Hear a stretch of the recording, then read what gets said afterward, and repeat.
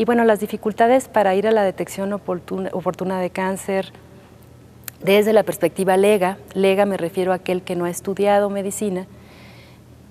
van desde la falta de información, la falta de privacidad en los espacios en donde se hacen estas tomas de Papá Nicolau, la falta de calidez del personal, definida como el hecho de que se entreguen los resultados en ventanillas muy cercanas a donde hay más personas, o definida como la invitación explícita a que se haga la prueba, ya sea en sus espacios de trabajo, sin dejarlo como una de las alternativas de atención, sino de manera explícita, lo mismo que significa para varias de las mujeres explicitar también sus vidas sexuales o sus vidas de intimidad. Entonces, de pronto, como que en ciencias de la salud nos olvidamos de esta dimensión humana, de lo que implican las relaciones culturales en torno a la sexualidad, y hay que tomarlas muy en cuenta cuando se hagan los diversos tipos de invitaciones y sobre todo los espacios que se conforman para poder recibir una atención en donde no sea difícil acudir a ella, ¿no? Y bueno, les presento en la lámina siguiente unas imágenes que a mí me pudieron ejemplificar la representación de lo que viene siendo la toma del Papá Nicolau desde dos puntos de vista distintos. Uno, el del personal de enfermería, quienes habían hecho el lado izquierdo un dibujo para que las mujeres tuvieran como mayor información alrededor de lo que les iba a suceder, pero curiosamente lo que observamos ahí en este dibujo es una medicalización de mayor amplitud, porque pareciera ser casi un quirófano, ¿no?, en donde se toma la prueba del Papá Nicolau. La mujer está vestida como si fuera a estar en una operación. Y bueno, para las mujeres que veían, si es que lo veían, porque por lo general se voltea hacia el techo cuando se está en ese momento de la toma del Papá Nicolau, uno quisiera no estar ahí y toma distancia viendo hacia arriba. Entonces, si quieren poner algo que sea bello y que sea en el techo, ¿no?, de alguna manera refleja pues una visión del personal de esta toma de Papá Nicolau que es muy distinta a la que nos dibujan las mujeres al lado derecho, en las cuales pues nos damos cuenta de que la información que hace mucha falta es precisar cómo es nuestra anatomía y en qué lugar de esta parte del cuerpo es que se toma la prueba del cáncer o la prueba del Papá Nicolau, porque esta falta de información provoca mucho mayor preocupación de la que realmente tendría como razón de ser. El hecho de considerar que dentro del útero se toma la prueba en la parte más interna, para los elementos socioculturales implica que se está tocando la maternidad, la posibilidad de la maternidad, y eso en nuestro país es como un tema muy importante, muy delicado, y el riesgo que implica es mucho mayor en relación a lo que pudiera en realidad significar si supiéramos en dónde está el cérvix. La información de la anatomía sobre qué es el cérvix y en dónde se encuentra no está clara, entonces es muy fácil con la imaginación y la tensión que implica la postura misma de la toma, el hecho de estar pensando que es una prueba mucho más complicada, ¿no?, o mucho más riesgosa desde el punto de vista de los intereses de las mujeres en relación a su maternidad.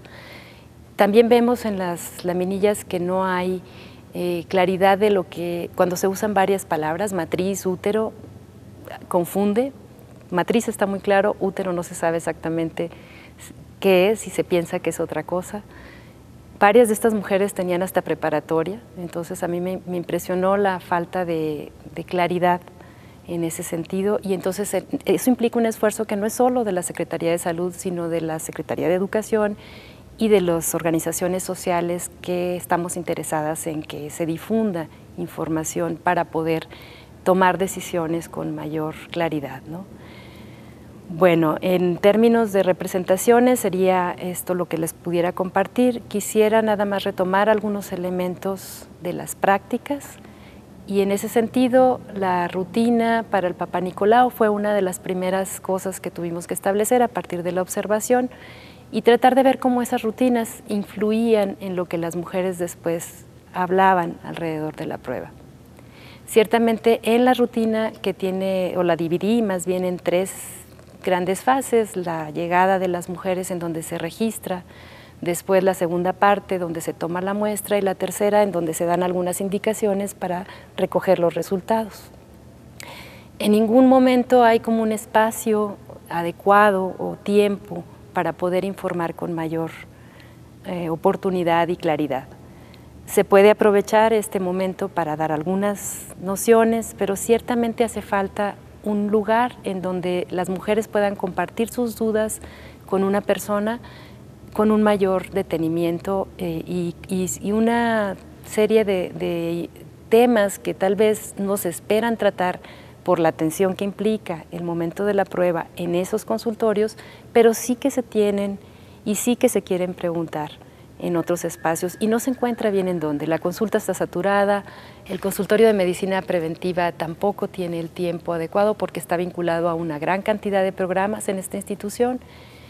y de esa manera el lugar para poder reflexionar sobre el tema queda muy lejos de la escuela, muy lejos de los ritmos de la institución, y sí hace falta el poder encontrar cómo desde las organizaciones civiles en relación con las instituciones de salud pudieran trabajarse unas reflexiones más pausadas, porque el tema realmente no es un tema sencillo de considerar, y el cáncer se asocia a muerte, entonces también hay una serie de gran intranquilidad a la hora de tocar este tema, y es necesario dar como varias vueltas y repasadas a los elementos que están en juego para poder comprender el proceso de la enfermedad. Sin embargo, cuando llegan un ejemplo, por ejemplo, de cuando llegan las mujeres a estos espacios a tomarse la prueba, la primera vez que van, la enfermera considera si son jóvenes, y si son jóvenes les pregunta si saben a qué van. Si la mujer dice que sí, entonces no se dice más y se toma la prueba, ¿no? Se dan una serie de estrategias que las mismas enfermeras han ido aprendiendo en su práctica para tratar de bajar la tensión, algunas más efectivas que otras. En la investigación veíamos que nuestro modelo educativo también se reproduce ahí, y a veces se hace con una imposición muy fuerte y a veces se hace con una relación como muy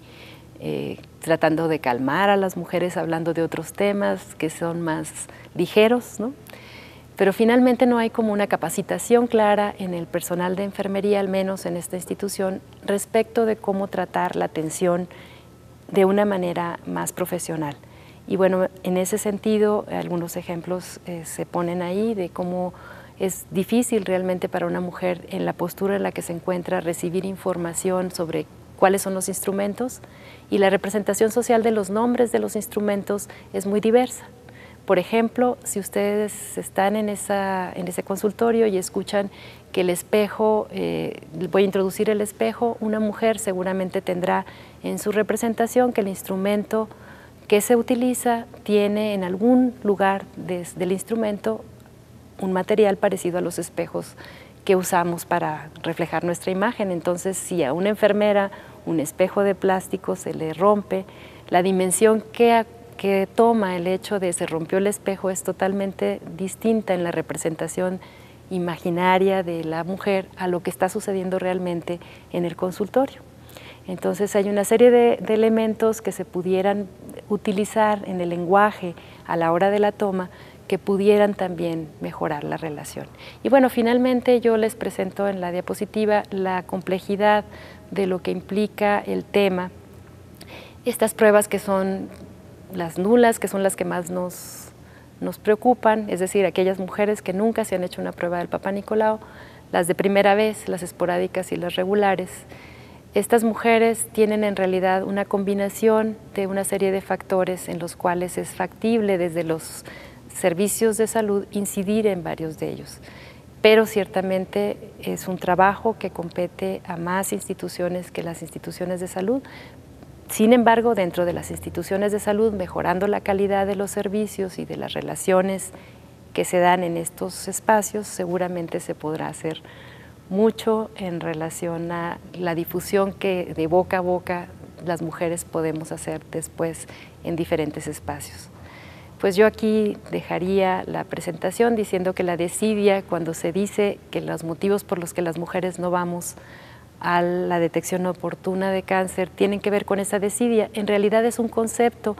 que refleja un nivel superficial de explicación que le da a las mujeres toda la responsabilidad de no ir, pero que no nos deja ver los porqués no van. La desidia no es entonces para mí en sí misma la explicación suficiente,